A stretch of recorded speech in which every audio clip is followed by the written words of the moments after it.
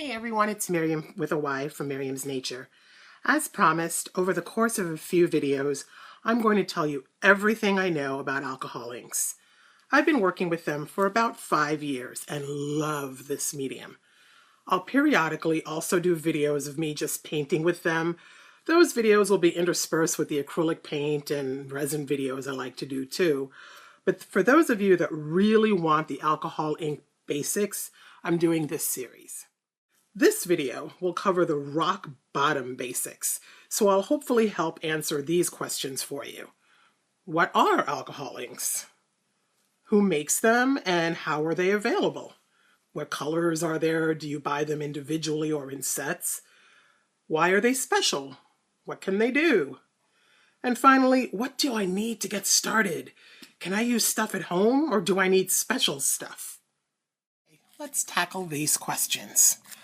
Alcohol inks are dye-based inks, meaning that what colors each individual color, the colorant, is fully dissolved into the liquid that makes up the ink. So when you pick up a bottle of alcohol ink, it's ready to go without needing to shake it first because the colorant will not have settled since it's fully dissolved. With the exception of the metallics and the pearlescents. Those have extra particles added, but we'll tackle these in another lesson. Now, because the liquid portion of these inks is predominantly alcohol, they dry very quickly, sometimes within seconds of hitting the surface. That can be a great thing, an okay thing, or sometimes a frustrating thing, but it's definitely something you have to know. And another thing is that once these inks dry, they are waterproof. A main aspect of alcohol inks is that they work best on non-porous surfaces like ceramic tile or glass or plastic. It doesn't mean you can't use them on porous surfaces like paper or wood. It's just that they're not going to do their fun magical effects on porous surfaces. You'll still be able to color these, like I'll show you. I can certainly color the paper or the wood, but the color is going to seep in to these things, and I'm not going to be able to move them the way alcohol inks can. In order for them to do their thing, alcohol inks need to be able to glide across the surface and not seep into it. So that you have the ability to move the ink once you've started playing with it, and if need be, even wipe it away. But you won't have that ability on porous surfaces. Once the alcohol ink is in a porous surface, it's pretty much there for life. Now, I'm in the US, and here there are two main readily available alcohol ink brands that produce ink specifically to be used in a pouring, painting way, as we'll be doing. So inks that specifically come in bottles. The first are Piñata alcohol inks by Jacquard. They come in 17 colors and 5 metallic-like colors: rich gold, silver, copper, brass, and a pearlescent. They're available in 1/2 ounce and 4 ounce bottles, but don't get the 4 ounce bottle to start out. The 1/2 ounce goes a very long way. The only set of piñatas is something called the Exciter Pack that has a good varied selection of 9 colors in full-size bottles. It's actually a really good value, so I have that in the Amazon list I have set up for you to find products quickly, and there's a link to that in the description box below. Now on to the other brand, the Tim Holtz alcohol inks by Ranger. They used to be also called Adirondack, so they were the Tim Holtz Adirondack alcohol inks. But as they changed their labeling and packaging, they've dropped the Adirondack part of the name. but lots of people, including me, still refer to them as the Adirondacks.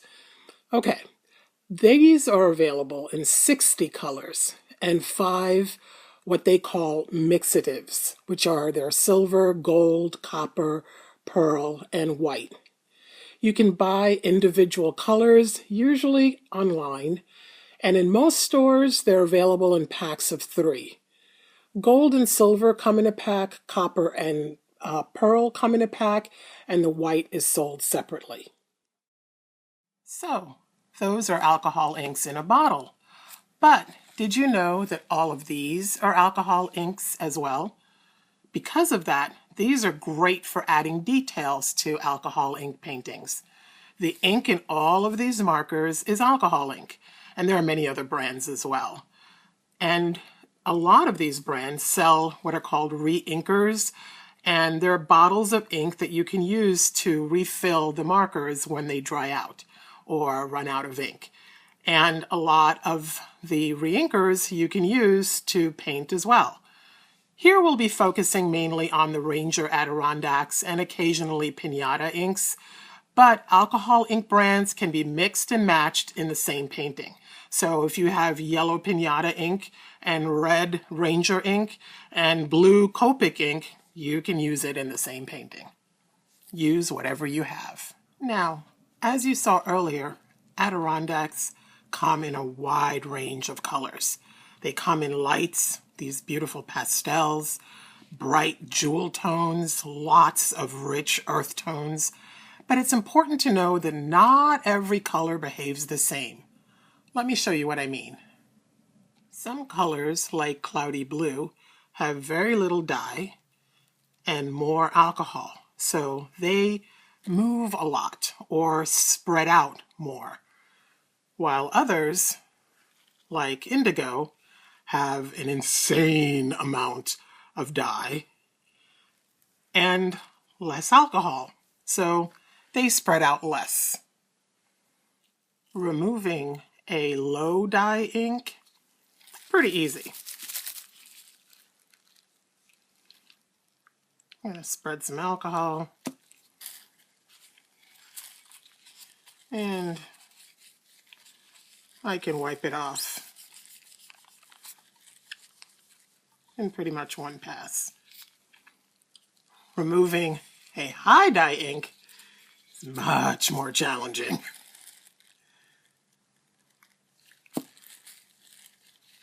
It's going to take me quite a few passes to get all of this off, and it was just one drop also. But you can use this to your advantage.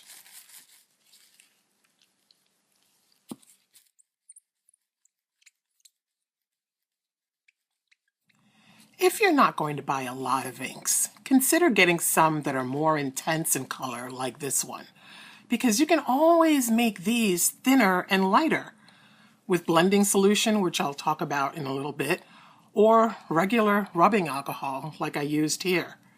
You can get a light blue, a medium blue, a dark blue, all with this one drop of ink. But you can't make the lighter colors much darker no matter how much you add. So in that way, the darker colors are much more versatile. But now, when you've done something like this with an acrylic or any type of ink or oil paint, and you've let it dry like this, you can't do much with it except maybe draw something on top of it or paint on top of it, but there's no moving one of those mediums once they dry. But alcohol inks are different. They can be reactivated and more. So that brings us to why these are special. First off, what do I mean by reactivate? Well, if you add alcohol to this, or the blending solution, which is made by Ranger, or Claro Extender, which is made by Jacquard, you, in effect, bring it back to life. So I'm just going to wet this all again, and I can start to move the ink again and do other things with it. And the blending solutions do the same thing. And the difference between alcohol and blending solution is that blending solution also has the binder in it that makes alcohol inks stick to things. Alcohol, you're thinning it down and you're sort of breaking up its binding property. So it'll still stick, but not as well as it used to. And it'll also lose some of the sheen that it would have had if it had been mixed with itself or one of the blending solutions. Let's say I want a yellow circle or yellow something or another right here. In another medium, I would probably have to clean off the area and then get the yellow in here. But alcohol inks push each other out of the way.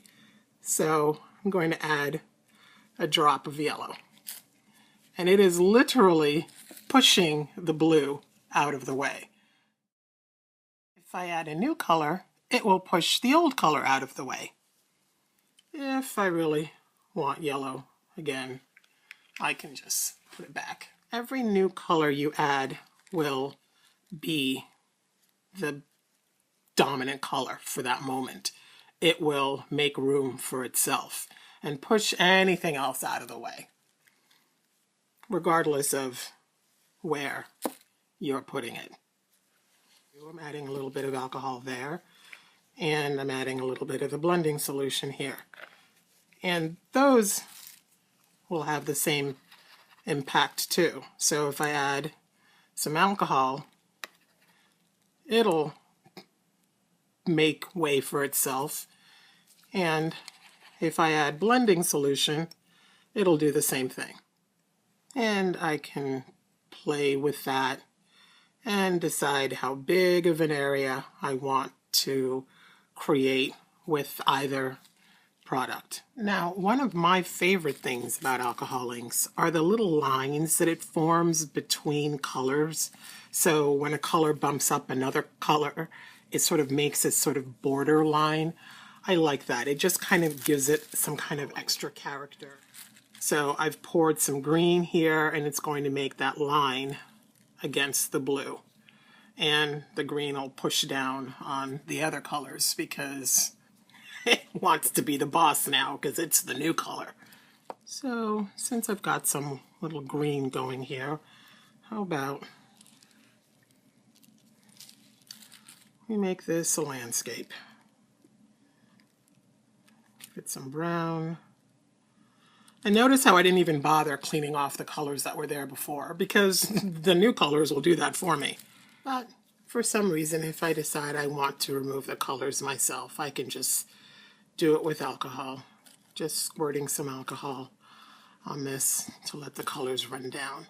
Now the reason I'm holding the tile upright is if I lay it down like this while I put the alcohol on, then the alcohol could push up this way, and I don't want that to happen right now. So I'm going to let gravity pull all that down. And how about we add a little pond? So I'm just going to add a little swath of blue here, kind of close up that pond.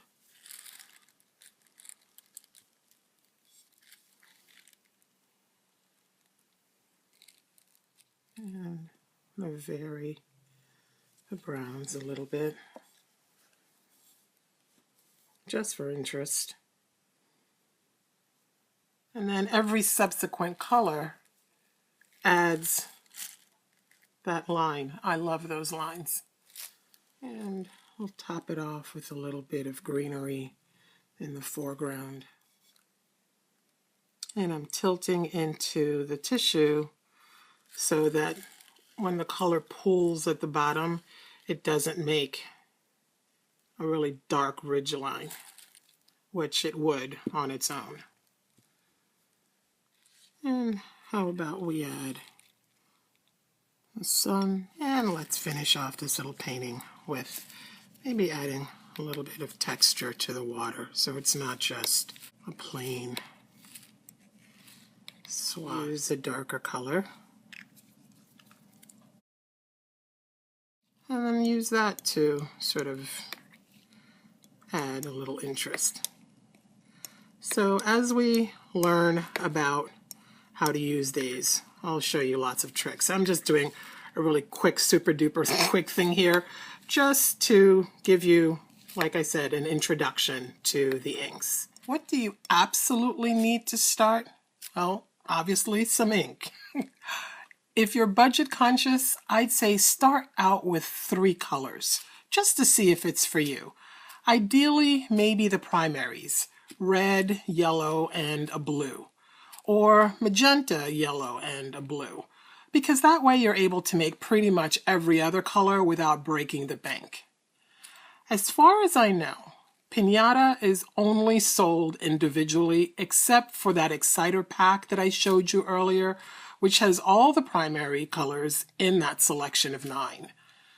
The Tim Holtz Adirondacks are sold individually only online, I believe. At least I've never seen them individually in a store, but maybe you have.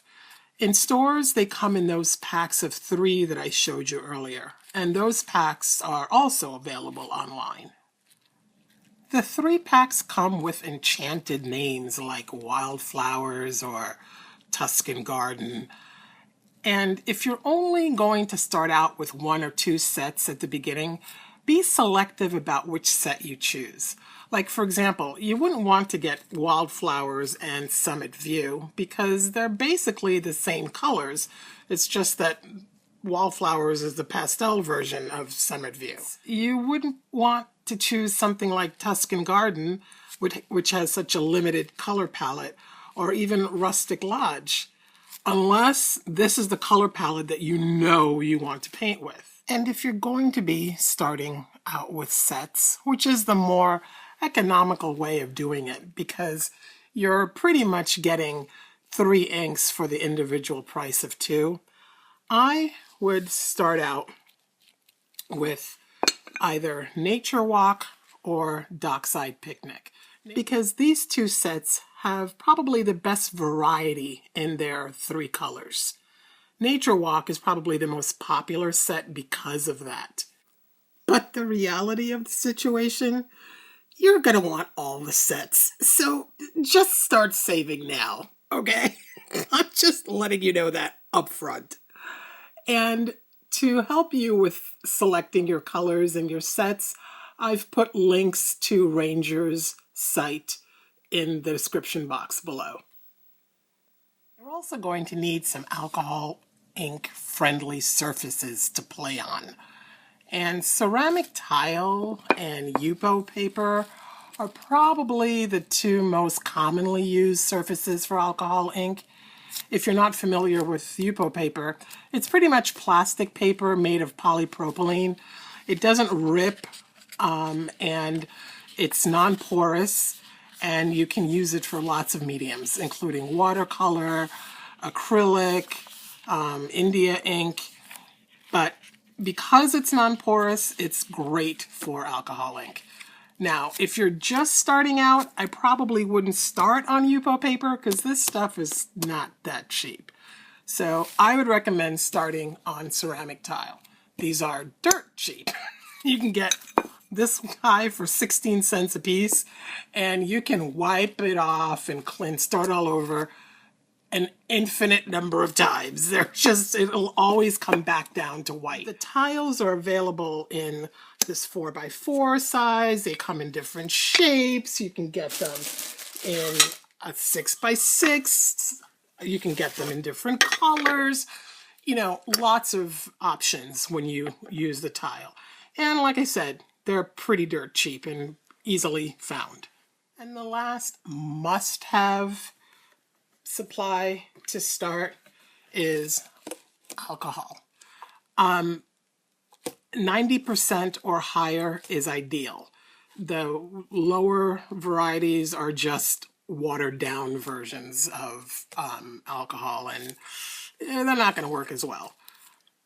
Now, if you can, blending solution, which is the one made by Ranger, or Claro extender, which is the one made by Jacquard Piñata. This one also comes in a 4-ounce bottle, but it's harder to find, I think. But this is really easy to find. If you can get these, I'd get them too, because there are things they do better than the alcohol, and I'll be showing you that along the way. But you need alcohol for cleanup, you need alcohol to thin, to blend, really. Without this, you almost can't do anything. Luckily, this is pretty dirt cheap, so get yourself a decent sized bottle. You'll be using a lot of it. You'll also want some paper towels, tissue paper, cotton balls to clean up with. Though not essential to be able to paint, I highly recommend gloves too, because alcohol ink will stain. It's just really pretty much like liquid Sharpie, so get some gloves. With these things, some ink, a surface, some alcohol, something to clean up with, you could start painting right away. There are other things that you can certainly add right up front that will help. If you've got little paintbrushes, maybe a palette, little squeezy bottle for your alcohol, that will definitely make your life easier. But as we progress through the series, I'll show you other things that are fun to use with alcohol ink, but aren't critical or even necessary to make beautiful art with these amazing inks. In the next beginner video, we'll talk about the different surfaces that you can use with alcohol ink and the advantages of each. I hope this video was informative. Let me know with a thumbs up, share it with your friends and groups, and leave me a comment. I answer as many of them as I possibly can, and will leave the little red heart if I don't have a chance to actually write something. My gratitude is a little beyond words for those of you that are saying thank you by chipping in to keep this channel going. It absolutely encourages me to think of new things and helps so much with supplies. If you'd like to join that amazing group of sponsors, there's a link below the video. As always, thank you for watching. It's a joy to make these whenever I can. May your week be full of creativity and fun. See you next time. Bye now.